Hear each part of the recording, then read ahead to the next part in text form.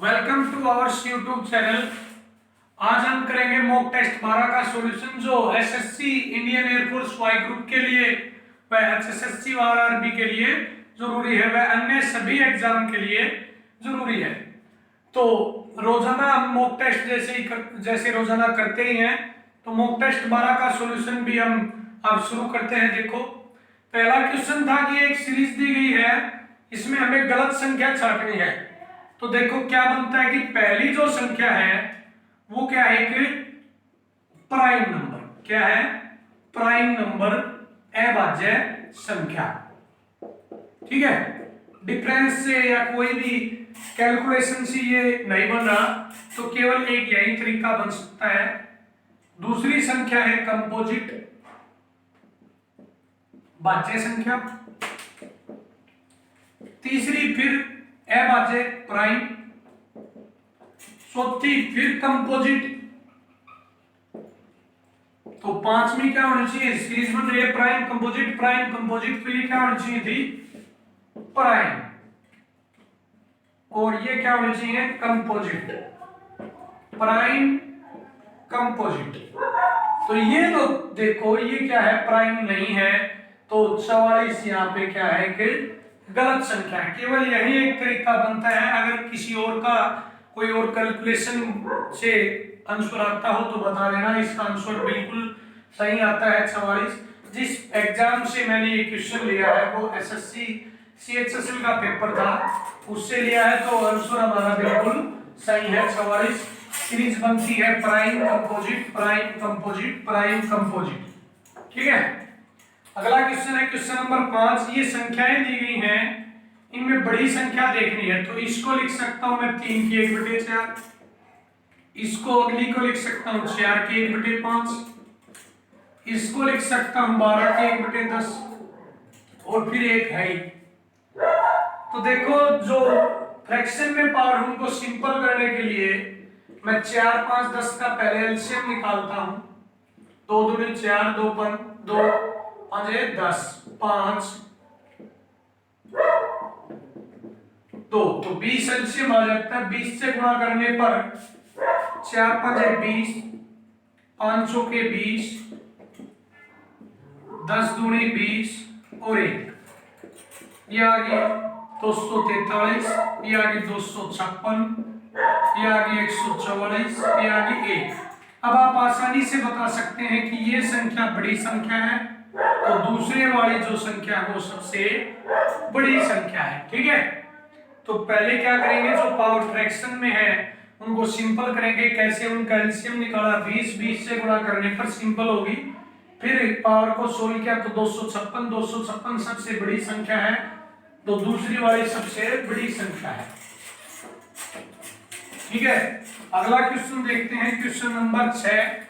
Most important topic है भाई ये आपका, एडवांस मैथ का लगा लो या बेसिक मैथ का। समबाहुभुज। समबाहुभुज को इंग्लिश में क्या बोलते हैं? Regular polygon. क्या बोलते हैं? Regular polygon. ठीक है, इसका क्या दिया गया है? इंटीरियर एंगल, आंतरिक कोण। क्या दिया गया है? आंतरिक कोण। तो बाह्य कोण क्या होगा?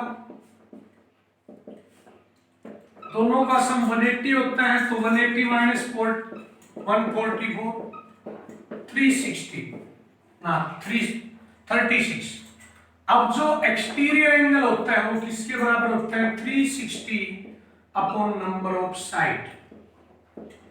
जो समबाहुभुज की भुजाएं हैं, तो नंबर ऑफ साइड्स क्या होगी? 360 अपॉन 36 कितनी होगी भाई? 10। ऑप्शन आप चेक कर सकते हैं। ठीक है, इससे अलग भी कुछ फॉर्मूले बताता हूं। रेगुलर पॉलीगन के डायगोनल कितने होते हैं? डायगोनल हिंदी में बोलते हैं विकर्ण। विकर्णों की संख्या n × n-3/2। ठीक है, सम ऑफ इंटीरियर एंगल का क्या फॉर्मूला है? आंतरिक कोणों का योग क्या होता है? n-2 × 180 degree. ये भी आप याद रखो, आपके किसी और क्वेश्चन में जरूर काम आएंगे। ठीक है, तो जो हमारा क्वेश्चन है उसका आंसर आ गया 10। ऑप्शन आप मैच कर सकते हैं। ठीक है, अगला क्वेश्चन है क्वेश्चन नंबर 8 लेता हूं मॉक टेस्ट 12 से। क्वेश्चन नंबर 8 में क्या दिया गया है कि ए व बी मिलकर किसी काम को 10 दिन में करते हैं। ए व बी मिलकर किसी काम को 10 दिन में करते हैं। ए जमा बी का एक दिन का काम। एक दिन का काम कितना होगा भाई? 1/10। कितना होगा? 1/10। बी व सी का एक दिन का काम 1/12। ए व सी का एक दिन का काम 1/15। तो मैं क्या करता हूं, इन दोनों को सब्ट्रैक्ट कर लेता हूं। ए जमा बी घटा बी और घटा सी बराबर है 1/10 घटा 1/12। क्या आ जाएगा? ए घटा सी। किस किस को सब्ट्रैक्ट किया? पहले व दूसरे वाले। तो एलसीएम आता है 60, 10 पंजे 50, 10 छिक्के 60, 12 पंजे 60, 1/60। क्या निकालना है? ए अकेला। ए बी 10 दिन में, बी सी 12 दिन में, ए सी 15 दिन में, ए अकेला निकाल दो। ठीक है, तो ए व बी का 1/10 एक दिन का काम, बी सी का एक दिन का काम 1/12, ए सी का 1/15। तो पहले हमने इन दोनों को घटा के ए घटा सी निकाला, फिर ए जमा सी के साथ जब मैं ऐड करता हूं तो सी से सी कैंसिल हो जाएगा। ए जमा सी जमा ए घटा सी, तो 2a बराबर है एलसीएम 60, 15 चौक 60, 4 एकम 4। ए बराबर है 5/60 और 2 12, 1/24। तो ए उस काम को कितने दिन में करेगा? 24 दिन में। ठीक है, देखो इन दोनों को सब्ट्रैक्ट किया, उसके बाद ए घटा सी और ए जमा सी को जब ऐड करता हूं तो हमारा आंसर आता है 24 दिन। देखो जब मैं आपको ये क्वेश्चन समझा रहा हूं तो टाइम लग रहा है, लेकिन कुछ स्टेप लिखने की जरूरत नहीं है। 3 स्टेप नहीं लिखूंगा, खुद करूंगा तो, या आप खुद करोगे तो। ठीक है, ये स्टेप भी नहीं लिखूंगा, सीधा ए घटा सी लिखोगे। ठीक है, फिर दोनों को जोड़ोगे तो ये स्टेप नहीं लिखोगे, सीधा ये स्टेप आएगा। केवल 2 लाइन में आप इसका आंसर दे दोगे, जिसमें आपको करीबन 15 सेकंड ही लगेंगे। ठीक है, अब जब मैं आपको ये क्वेश्चन सॉल्व आउट करवा रहा हूं, समझा रहा हूं, तो ये टाइम लगता है। ठीक है, समझाने में और खुद करने में बहुत ज्यादा फर्क है टाइम का भी। ठीक है, अगला क्वेश्चन क्या है कि 2 बर्तन हैं, उनमें अमल व पानी का अनुपात 3:1 है।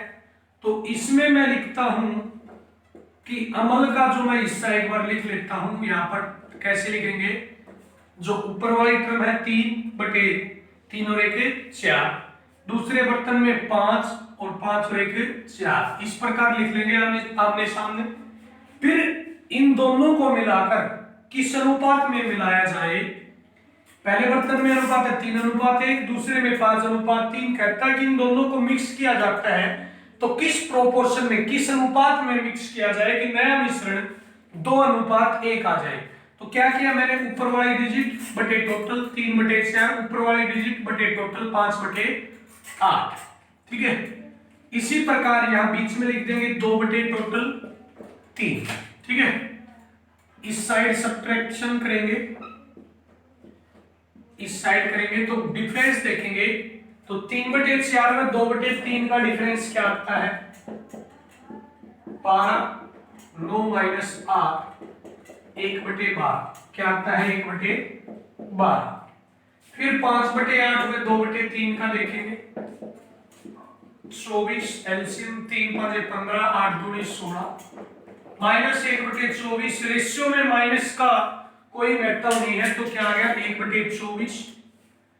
12 एकम 12, 12 दूनी 24, बाई क्रॉस मल्टीप्लीकेशन 1/2, 1/1, 2:1 लिख सकते हैं।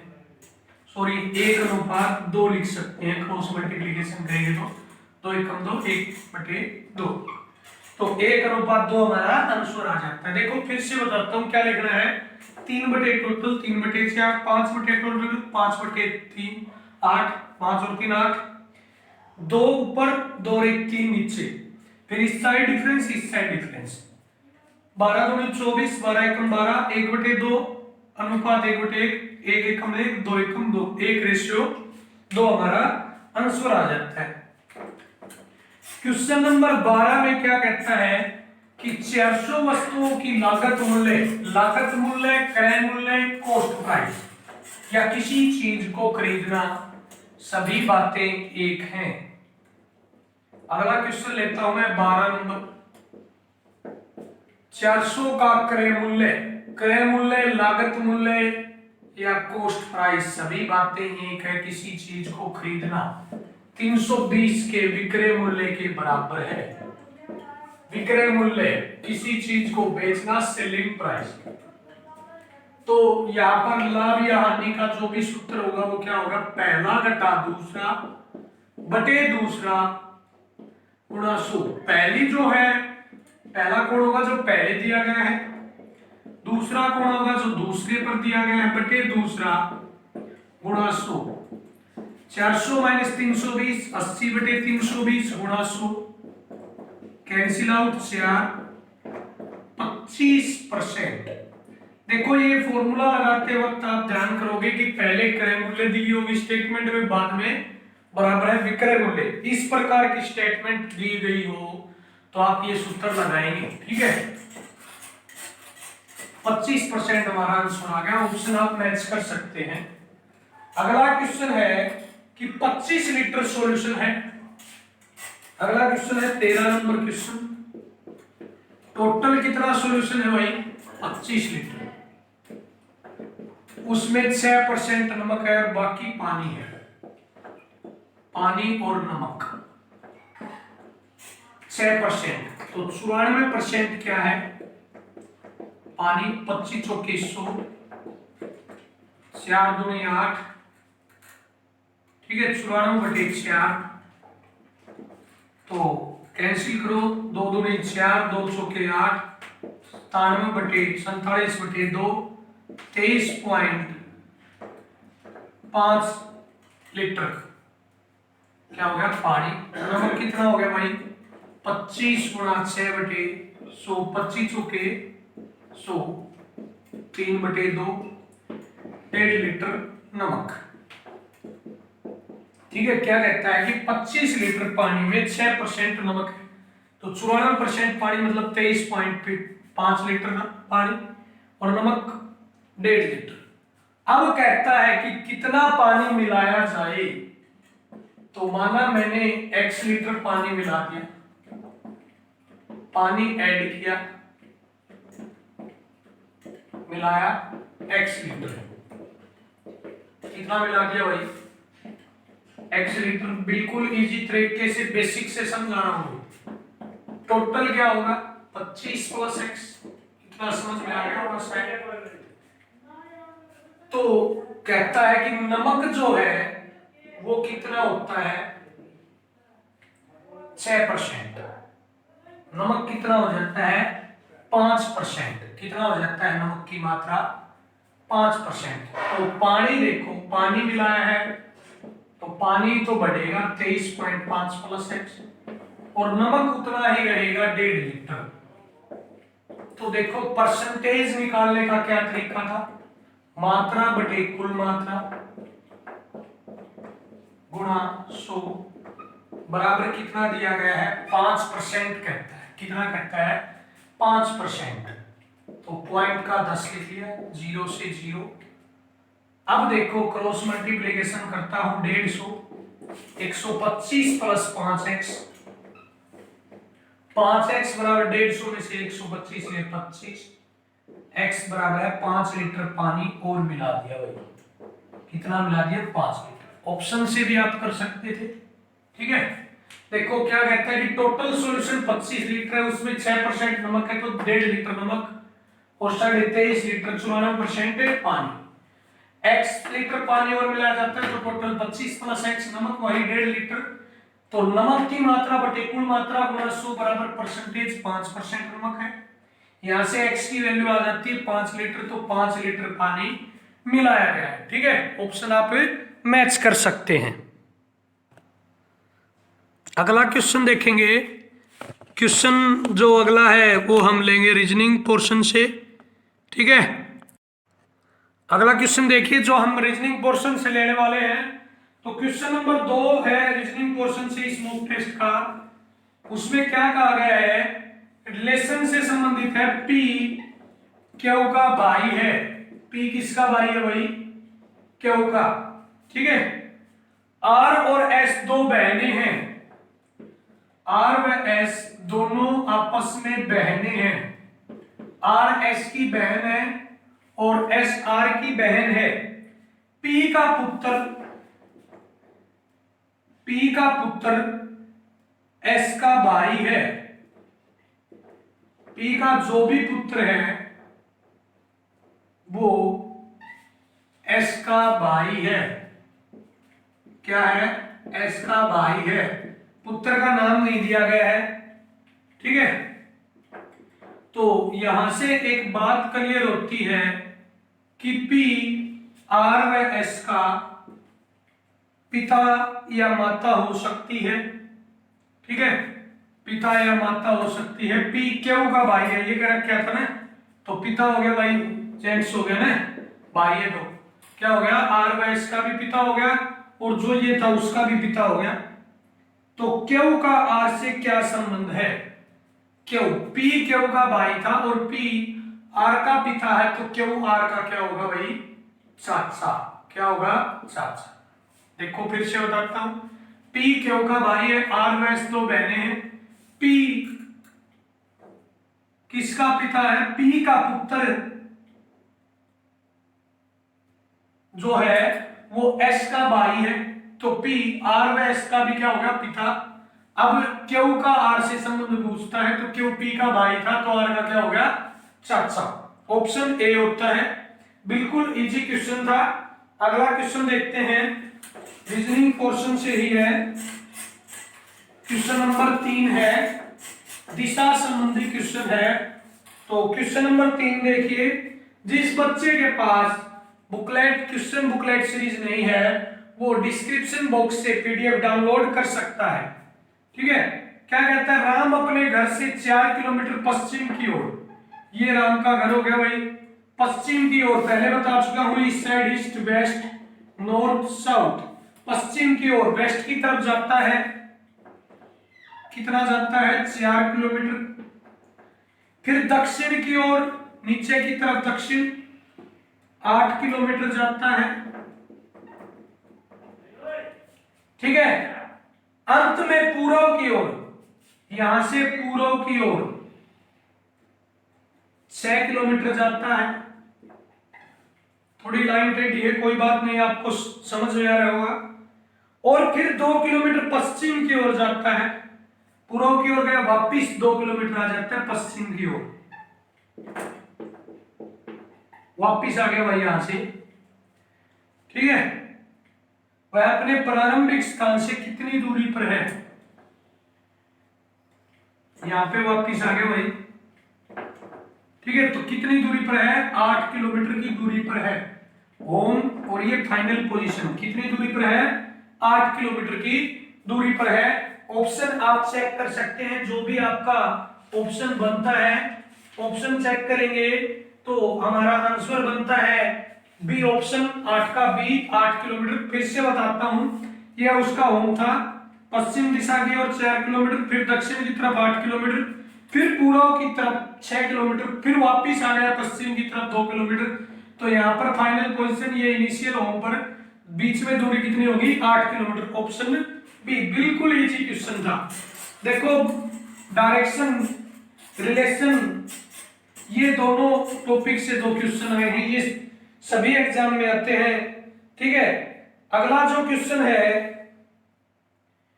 क्वेश्चन नंबर 7, मैथ का है वही क्वेश्चन नंबर 7।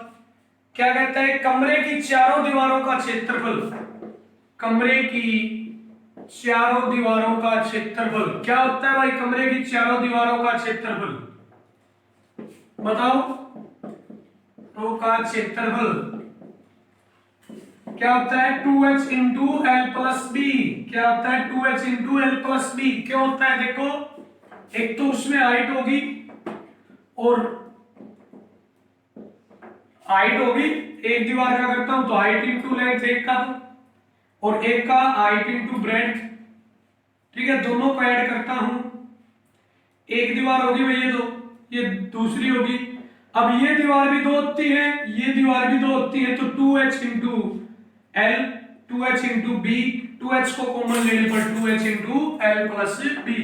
इंग्लिश में इसको बोलते हैं क्रॉस सरफेस एरिया, चारों दीवारों के क्षेत्रफल को। ठीक है, ठीक है, किस शेप की होगी? कमरा, कमरा होगा घनाभ आकार का, घनाभ, या आप बोलते हैं इंग्लिश में कुबोइड। क्या बोलते हैं? कुबोइड। आगे देखो क्वेश्चन में क्या कहता है, उसकी लंबाई उसकी चौड़ाई की दुगनी है, एंड लेंथ, लंबाई चौड़ाई की दुगनी है। ठीक है, यदि कमरे की ऊंचाई 11 मीटर है तो फर्श का क्षेत्रफल बताना है। तो यहां पर पुट करते हैं 2 गुणा में 11, एल को 2 भी पुट करता हूं, 666, 2 भी और 3 भी बराबर है 666 बटे 660 बटे 22, 11 दूनी 22 हो गई ना, यहाँ पे 22 तिया 66, 30, बी बराबर कितना हो गया? 10। जब मैं बी को यहां पर पुट करूंगा तो एल बराबर कितना हो गया? 2 गुणा में 10, कितना हो गया? 20 मीटर। अब कहता है फर्श का क्षेत्रफल। फर्श जो होता है, फ्लोर इंग्लिश में बोलते हैं, वो क्या होता है? रेक्टेंगुलर शेप का, आयताकार, लेंथ इंटू ब्रेड्थ, 10 गुणा में 20, कितना आ गया? 200 मीटर स्क्वायर। कितना आ गया? 200 मीटर स्क्वायर। Option C. देखो, कमरे की चारों दीवारों का क्षेत्रफल क्या बोलते हैं? Cross surface area 2h into L plus B, 600। एक और कंडीशन है, लंबाई चौड़ाई की दुगनी है, length is 2 times of breadth, L is equal to 2b। Height 11 है, इसमें पुट किया x को 11, l की जगह 2b, b की जगह b, तो b का मान आता है 10। b को वापिस यहाँ पर 10 पुट करता हूं, तो l का 20। फर्श का क्षेत्रफल, फर्श कैसा होता है? आयताकार शेप का, रेक्टेंगुलर शेप का होता है, तो उसका एरिया क्या होता है? Length into breadth. ठीक है, area of floor, area of rectangular floor, length into breadth, 10 गुणा में 20, 200 मीटर स्क्वायर। ऑप्शन आप चेक कर सकते हैं। देखो, जितने भी मैं क्वेश्चन करवा रहा हूं उनमें जब आप खुद कैलकुलेशन करोगे तो बहुत कम टाइम लगेगा। ये सब क्वेश्चन को मैं जब आपको सोल्व आउट कर रहा हूं तो प्रत्येक स्टेप मुझे लिखना पड़ता है, फॉर्मूला बताना पड़ता है, तो टाइम लग रहा है। जब मैं खुद इसको करूंगा या आप खुद करोगे तो कैलकुलेशन बिल्कुल शॉर्ट हो जाएगी। आप बहुत से स्टेप लिखो नहीं गए, जब लिखते वक्त या समझाते वक्त हम करते हैं तो प्रत्येक स्टेप लिखते हैं, जिससे टाइम लगता है। क्वेश्चन नंबर 10 देखो, 3 संख्याएं हैं, मैं मान लेता हूं a, b, c, उनका औसत दिया गया है। औसत को बोलते हैं मीन, इंग्लिश में मीन या एवरेज, या एवरेज। ठीक है, हिंदी में एक और बोलते हैं मध्य, और मैं सिंपली भाषा में कहूंगा हिस्सा। क्या होगा? हिस्सा। तो ये क्या कहता है कि तीनों संख्याओं का औसत 40-40 है, 40 है, तो प्रत्येक का हिस्सा 40-40, तो तीनों का टोटल 120। ठीक है, इनमें से पहली दूसरी की दुगनी है, पहली दूसरी की दुगनी है। ठीक है, दूसरी संख्या तीसरी संख्या की दुगनी, तीसरी संख्या की 3 गुनी है। ठीक है, तो सबसे बड़ी संख्या में सबसे छोटी बताओ। तो देखो यहां पर मैं a की जगह रखता हूं 2b, b को रखता हूं b, और c की जगह रखता हूं b बटे 3। यहां से c का मान b बटे 3 होगा, बराबर है 120। एलसीएम जब लेंगे तो 3 दूनी 6b plus 3b plus b बराबर है 120। 6 और 3 9 और 10b बराबर है 120 गुणा 3। और बी बराबर है 120 गुणा 3/10, 36। बी आ गया 36। बी को यहां पर रखता हूं तो ए आ गया 72 और यहां पर सी 12। ठीक है, तो 36, 72, 12। ठीक है, तो सबसे बड़ी तो है 72, सबसे छोटी है 36। सबसे बड़ी 72, सबसे छोटी 36। देखो फिर से बताता हूं, ए बी सी का औसत 40 था, तो टोटल 120, तीनों का हिस्सा 40 40 40। कहता है कि पहली दूसरी की दुगनी है ए बराबर 2b, दूसरी तीसरी की दुगनी है बी बराबर 3c। तो मैं यहाँ पर ए को 2b लिखता हूँ, बी को b लिखता हूँ, सी को b/3 लिखता हूँ। तो यहाँ से b का मान आता है 12, सॉरी बी का मान आता है 36। बी का यहाँ पे रखते हैं तो ए का 36 दूनी 72 और बी सी का 12। तो सबसे बड़ी संख्या जो है वो 36, सबसे बड़ी 72, सबसे छोटी 36। सबसे छोटी कौन है? 12। ठीक है, तो अंतर क्या आता है? 72 घटा 12 60। ऑप्शन डी अंतर बताना था बड़ी संख्या में छोटी संख्या का, तो 72 घटा 12 60। ऑप्शन जो भी है डी है। ठीक है, अगला क्वेश्चन देखते हैं, क्वेश्चन नंबर 21। क्वेश्चन नंबर 21 क्या कहता है? सॉरी 21 नहीं है भाई, क्वेश्चन नंबर है 11। क्वेश्चन नंबर 11 में क्या कहता है कि 12 संतरे 60 रुपए में बेचने पर, 12 संतरे 60 रुपए में बेचता है तो 12 का विक्रय मूल्य, 12 का विक्रय मूल्य, विक्रय मूल्य 60 रुपए। कितना है? 60 रुपए। मैं पहले बता चुका हूं, विक्रय मूल्य को इंग्लिश में बोलते हैं सेलिंग प्राइस। किसी वस्तु को बेचना विक्रय मूल्य। यहां से मैं एक का विक्रय मूल्य निकाल लेता हूं तो क्या होगा? 5 रुपए। क्या होगा? 5 रुपए। इसको मैंने क्या किया कि 25% हानि, क्या कहता है? 25% हानि प्राप्त करता है। 12 संतरों को 60 रुपए में बेचने पर 25% हानि होती है। हानि कितनी होती है? 25%। ठीक है, तो कॉस्ट प्राइस या क्रय मूल्य कितना होगा? देखो, कॉस्ट प्राइस या क्रय मूल्य 5 गुणा में 100 बटे हानि होगी 25%, 75, 25 या 75, 25 चौके 100, तो 20/3 रुपए होगी भाई। होगी अब तक, यहां तक। अब कहता है इसके बाद, यदि इसको हमें 25% लाभ पर बेचना होता, हानि को बोलते हैं लॉस, प्रॉफिट पर बेचना होता, तो 100 रुपए में कितने संतरे बेचने चाहिए थे? तो देखो, पहले यहां पर मैं विक्रय मूल्य निकालता हूं, सेलिंग प्राइस 20/3 गुणा 25% प्रॉफिट का मतलब 125 बटे 100, 25 5 125, 25 चौक 100, 4 5 20, 25/3 रुपया। देखो, ये जो बात चल रही है वो एक संतरे की चल रही है। 12 संतरों का विक्रय मूल्य 60 रुपए, एक का विक्रय मूल्य 5 रुपए, हानि होती है 25%, तो क्रय मूल्य या कॉस्ट प्राइस 5 गुणा में 100 बटे 75%, क्योंकि 25% हानि होगी तो 75% बच गया। 20/3 रुपए उसकी कॉस्ट प्राइस आ गई। अगर 25% प्रॉफिट पर बेचता तो विक्रय मूल्य, सेलिंग प्राइस क्या होती? 20/3 गुणा 125/100, क्या आ गया? 25/3 रुपए। ये जो है वो एक संतरे का मूल्य है। एक संतरे का मूल्य 25/3 रुपए। तो 100 रुपए में कितने संतरे बेचता है भाई? 100 बटे में 25/3, कितने संतरे बेचेगा? 12 संतरे। कितने बेचेगा भाई? 12 संतरे। ऑप्शन आप चेक कर सकते हैं, ऑप्शन सी है। फिर से बताता हूं, 12 का विक्रय मूल्य 60, एक का विक्रय मूल्य 5, 25% हानि है तो कॉस्ट प्राइस क्रय मूल्य 5 गुणा 100 बटे 75, 20/3, 25% प्रॉफिट चाहिए था तो 20/3 गुणा 125/100, 25/3 रुपए।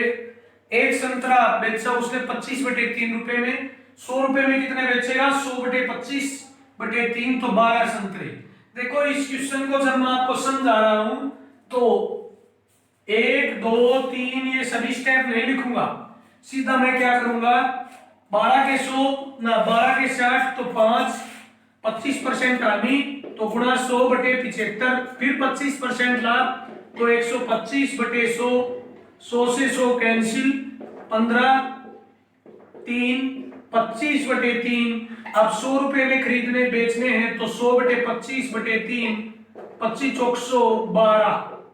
केवल इतनी कैलकुलेशन करता अगर मैं खुद करता तो, क्योंकि अब मैं आपको समझा रहा हूं तो ये स्टेप वाइज लिखना पड़ता है।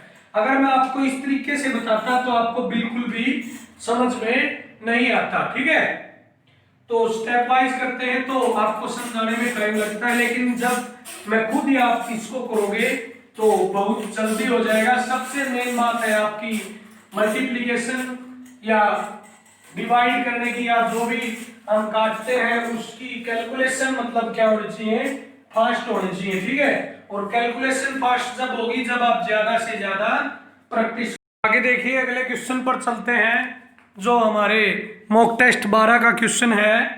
तो अगला जो क्वेश्चन है वो किससे है, स्पीड बोट एंड स्ट्रीम, किससे है, धारा की चाल एवं नाव की चाल। तो क्या कहता है कि जो धारा की चाल दी गई है, धारा की चाल या गति क्या दी गई है 4 किलोमीटर प्रति घंटा। ठीक है, क्या बोलते हैं इसको, स्ट्रीम, धारा को इंग्लिश में बोलते हैं stream. Speed of the stream क्या दी गई है x किलोमीटर प्रति घंटा। और क्या कहता है कि जो नाव है वो नाव 6 किलोमीटर 2 घंटे में पूरा कर लेती है।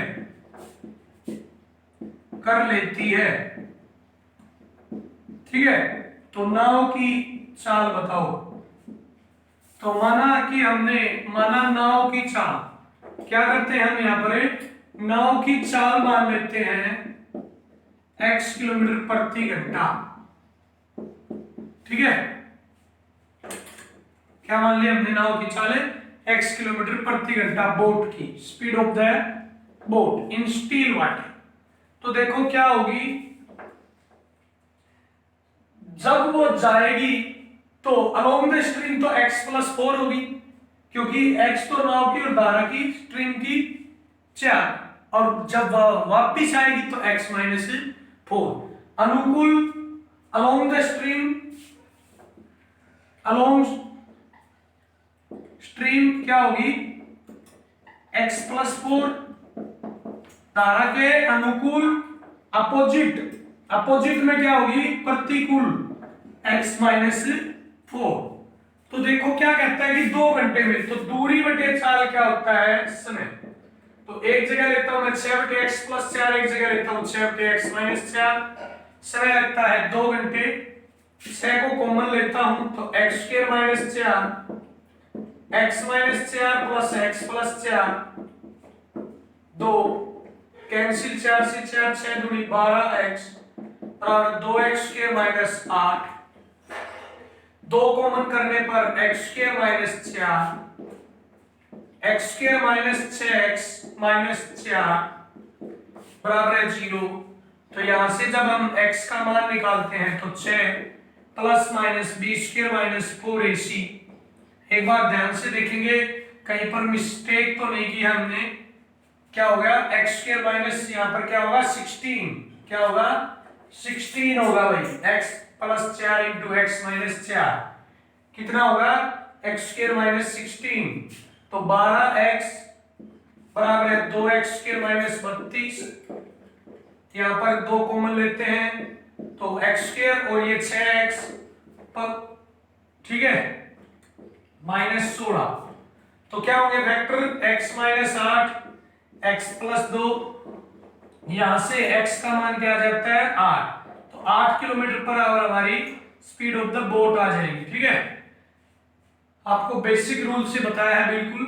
आप वैसे ऑप्शन लेके भी कर सकते थे कि मैं यहाँ पर 8 मानता, तो क्या तरीका होता है 8 और 4 क्या होगा 12, जब अलोंग द स्ट्रीम जाएगी तो क्या होगा 8 और 4 12 बटे 2 6 किलोमीटर प्रति घंटा की स्पीड से, और अपोजिट में क्या होगी 4 किलोमीटर प्रति घंटा की स्पीड से। ठीक है, तो यहां से जो एवरेज स्पीड निकालेंगे वो क्या आएगी 6 किलोमीटर पर आवर। ऑप्शन से भी कर सकते थे, तो हमारा आंसर होता है 8 किलोमीटर प्रति घंटा। अगर आपको क्वेश्चन में कोई अभी भी डाउट है तो कमेंट कर सकते हैं, एक बार फिर से वीडियो को आप यूज करके देख सकते हैं। ठीक है, अगला क्वेश्चन है, क्वेश्चन कहता है अगला, ये हमारा क्वेश्चन नंबर कौन सा था भाई, क्वेश्चन नंबर था ये हमारा 14। अब अगला क्वेश्चन है 15, उसमें कहता है साधारण ब्याज और चक्रवृद्धि ब्याज का 2 वर्ष का अंतर, साधारण ब्याज और चक्रवृद्धि ब्याज का 2 वर्ष का अंतर कितना है 8 रुपए फॉर 2 ईयर्स। ठीक है, तो आप प्रिंसिपल बताना है। ठीक है, तो ये फॉर्मूला क्या होता है पी आर स्क्वायर बटे 100 का स्क्वायर, 2 वर्षों का साधारण ब्याज का और चक्रवृद्धि ब्याज का अंतर का सूत्र है भाई ये। तो आर क्या है, आर दो जो दी गई है, आर क्या है यहाँ पर 8% क्वेश्चन में दी गई है दर, तो 8 गुणा 8 बटे 100 का स्क्वायर बराबर है 8, 8 से 8 कैंसिल, P बराबर है 100 गुणा 100 बराबर बटे 8, 4 दूनी 8, 25, 50, 1250 रुपये। मेन जो है वो ये फॉर्मूला है, 2 वर्षों के लिए साधारण ब्याज और चक्रवृद्धि ब्याज का जो अंतर होगा वो क्या होगा पी आर स्क्वायर बटे 100 का स्क्वायर। ठीक है, तो ऑप्शन आप चेक कर सकते हैं, हमारा प्रिंसिपल जो मूलधन है वो कितना आ गया 1250 रुपए। अगला क्वेश्चन देखिए, जो क्वेश्चन नंबर 4 है, रीजनिंग से बाकी है। क्या कहता है कि कथन एवं निष्कर्ष का है, तो पहले कथन से डायग्राम बनाते हैं हम। क्या कहता है कि सभी कलम पेंसिल है, मैंने शॉर्ट में लिखा है कि मतलब कलम, सभी कलम पेंसिल हैं, तो मैं ये लिख देता हूं ये कलम का सर्कल, और ये हो गया पेंसिल के अंदर, तो सभी कलम पेंसिल हैं। और दूसरा कथन कहता है कोई भी पेंसिल बंदर नहीं है, तो ये मैंने अलग बना दिया। अब इन दोनों वेन डायग्राम के अकॉर्डिंग देखो, कोई भी कलम बंदर नहीं है, तो बिल्कुल सही बात है, कलम का बंदर इसके साथ कोई अटैचमेंट नहीं है। कुछ कलम बंदर है तो बात गलत है, सभी बंदर कलम है बिल्कुल भी नहीं है, कुछ बंदर कलम है तो बिल्कुल भी नहीं है, तो केवल निष्कर्ष एक सही होगा। ये आप वेन डायग्राम बनाओ, कैसे बनाया, कलम पेंसिल है, सभी कलम पेंसिल है, कलम को पेंसिल के अंदर किया, कोई भी पेंसिल बंदर नहीं है तो अलग कर दिया। तो इस वेन डायग्राम के अनुसार जब हम चारों निष्कर्ष देखेंगे तो केवल पहला निष्कर्ष सही है, जो ऑप्शन सी होगा, केवल निष्कर्ष एक सही है। तो आप ऑप्शन चेक कर सकते हैं। आगे बढ़ते हैं, अब हम हमारे साइंस के पोर्शन पर मैथ रीजनिंग हम कंप्लीट कर चुके हैं, तो देखो आगे बढ़ते हैं। सॉरी भाई, हमारा एक क्वेश्चन मैथ के पोर्शन का अभी बाकी है, क्वेश्चन नंबर 16, उसके बाद हम अपना साइंस का पोर्शन शुरू करेंगे। क्या कहता है कि 2 खंभे हैं जिनकी ऊंचाई 16 मीटर और 9 मीटर दी गई है। ये हो गया 16 मीटर ए पी, ये हो गया पी क्यू 9 मीटर। ठीक है, दोनों खंभों के बीच की दूरी क्या है कंप्लीट x दी गई है। ठीक है, x मीटर। अब क्या कहता है, यदि उन खंभों के शीर्ष के अपने सामने वाले खंभे के अधोभाग मतलब नीचे वाले हिस्से के साथ ऐसे आमने सामने क्या बनाते हैं, पूरक कोण बनाते हैं। पूरक कोण का मतलब है कॉम्प्लीमेंट्री एंगल। ये अगर थीटा है, क्या है, ये अगर थीटा है तो ये क्या है 90 माइनस थीटा, 90 माइनस थीटा।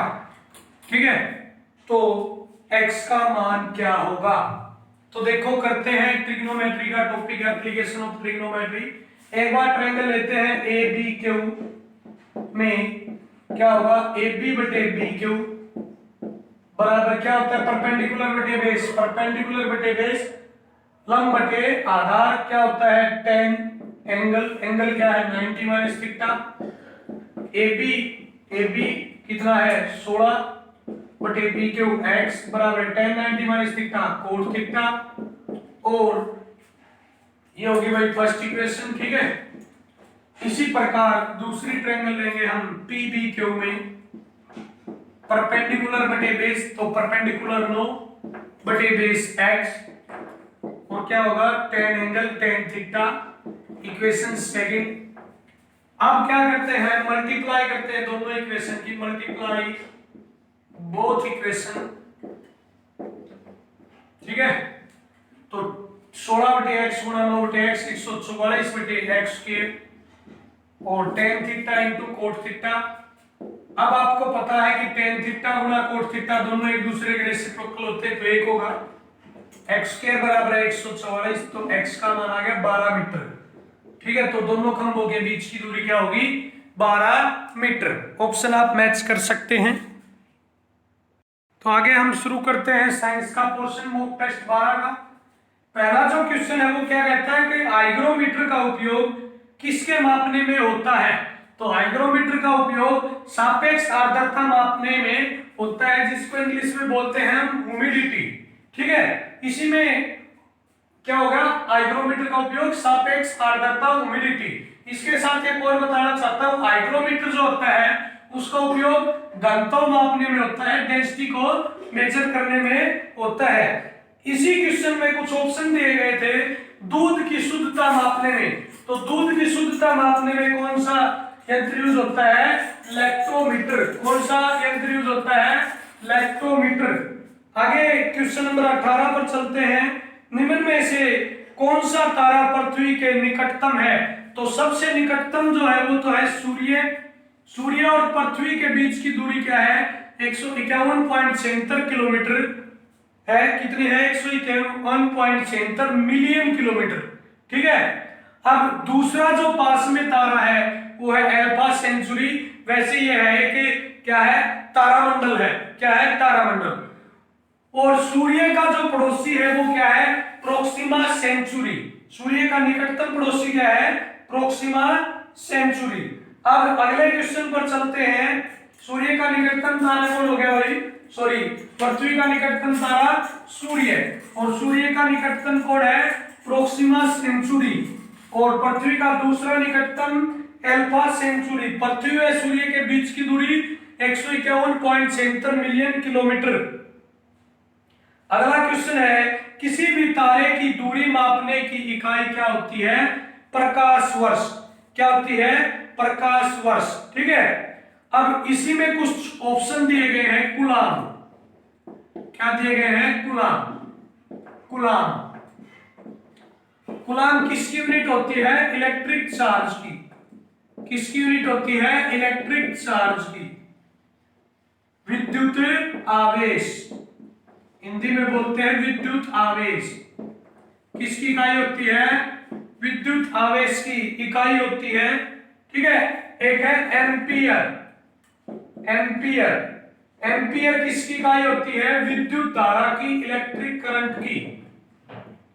विद्युत धारा, इलेक्ट्रिक करंट किसकी इकाई होती है, इलेक्ट्रिक करंट की, विद्युत धारा की।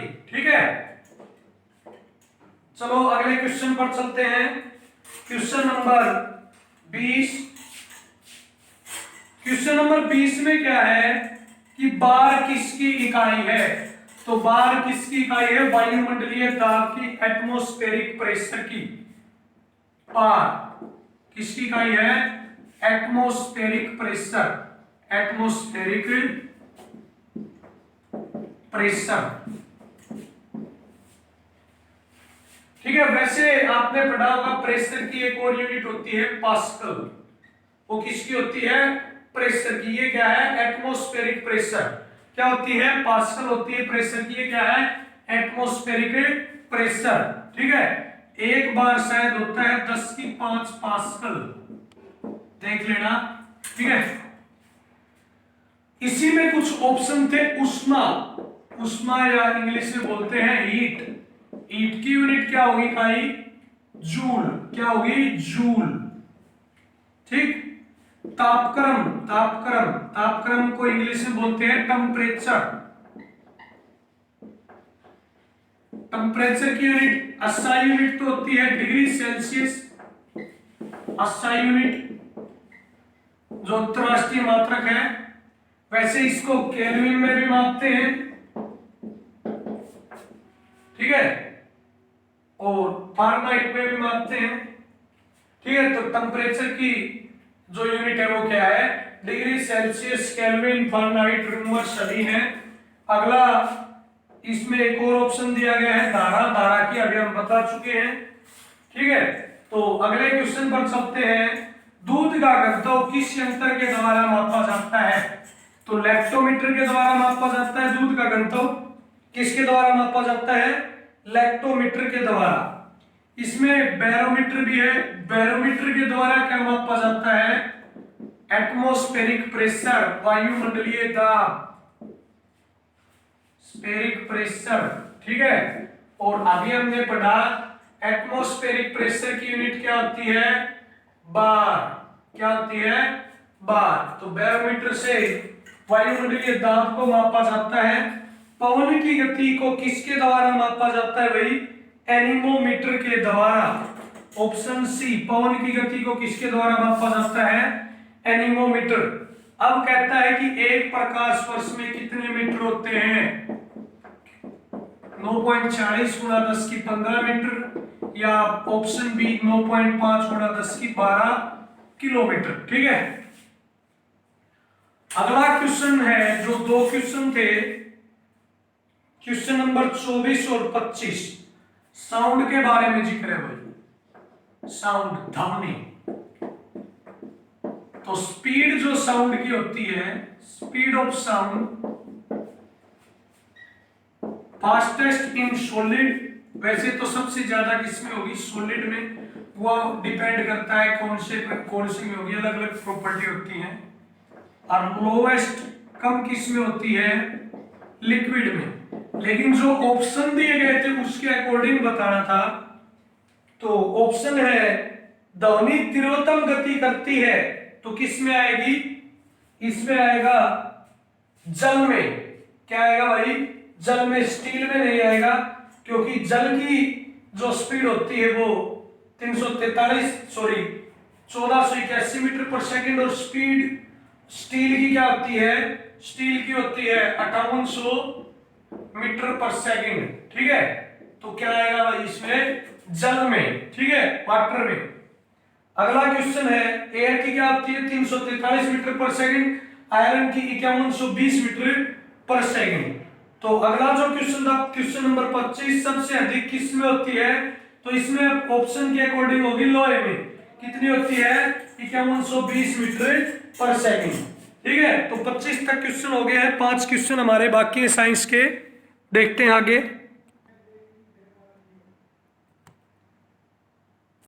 अगला क्वेश्चन है क्वेश्चन नंबर 26, कहता है कि बोरेक्स के निर्माण में किसका उपयोग होता है?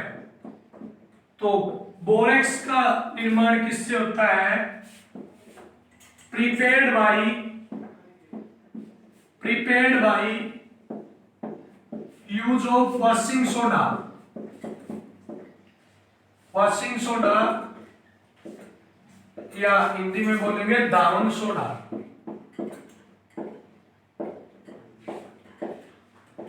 फॉर्मूला इसका Na2CO3 10H2O, ठीक है। केमिकल नेम क्या है?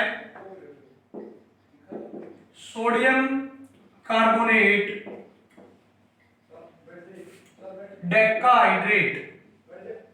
तो बोरेक्स का निर्माण किसके द्वारा किया जाता है? वॉशिंग सोडा के द्वारा। किस विधि से? बाई सोलवे प्रोसेस, सालवे प्रक्रम विधि द्वारा, ठीक है। इसी में कुछ ऑप्शन है। बेकिंग सोडा, बेकिंग सोडे का क्या फॉर्मूला था? NaHCO3, जिसको हम मीठा सोडा भी बोलते हैं, मीठा सोडा, कॉमन नेम क्या था, sodium hydrogen carbonate, hydrogen carbonate.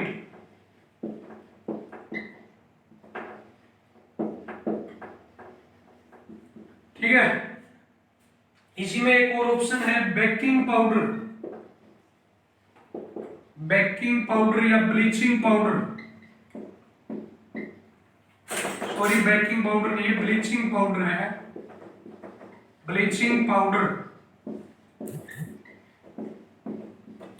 विरंजक चूर्ण हिंदी में बोलते हैं विरंजक चूर्ण। फॉर्मूला क्या था, CaOCl2, calcium oxychloride, calcium oxychloride. ये जो बातें पूछी गई है हमारे 10th क्लास की साइंस से, एनसीईआरटी से पूछी गई है। जो टॉपिक है एसिड बेस साल्ट, इस टॉपिक से बहुत से क्वेश्चन पूछे जाते हैं एसएससी में या और सभी एग्जाम में, तो ये टॉपिक आप जरूर पढ़ें। आगे देखिए क्वेश्चन नंबर 27 क्या है कि पारे का एसिड, एसिड को इंग्लिश में बोलते हैं और कौन है, सिनेबार, HGS से हम इसको लिखेंगे। आगे है क्वेश्चन नंबर 28, सोल्डर किसका मिश्र धातु है, Pb लीड और टीन एसएन का, जिसमें लीड की मात्रा 67% और टीन की मात्रा 33% होती है। इसके बाद इसके साथ साथ बताता हूं पित्तल, तांबा इसमें कॉपर होता है 70% और जिंक होता है 30%। ठीक है, अगला क्वेश्चन 29 का, कांसा जो होता है उसमें तांबा जो होता है कॉपर 28% प्लस टीन होता है 12%, तो कॉपर और टीन का मिश्र धातु है कांसा। इसके बाद जो जर्मन सिल्वर है क्वेश्चन नंबर 30 में, वो किससे मिलकर बना है, किसकी मिश्र धातु है, कॉपर 60% प्लस जिंक 20% प्लस निकल 20%। ठीक है, तो इस प्रकार हमारा साइंस का पोर्शन भी कंप्लीट होता है और इसके साथ साथ मॉक टेस्ट 12 का सॉल्यूशन भी कंप्लीट होता है, जिसमें हमने मैथ, रीजनिंग व साइंस के क्वेश्चन किए। ठीक है, तो आज के लिए इतना ही काफी है, कल मिलेंगे हम मॉक टेस्ट 13 में। अगर आपको वीडियो अच्छी लगी तो लाइक, शेयर, सब्सक्राइब जरूर करें।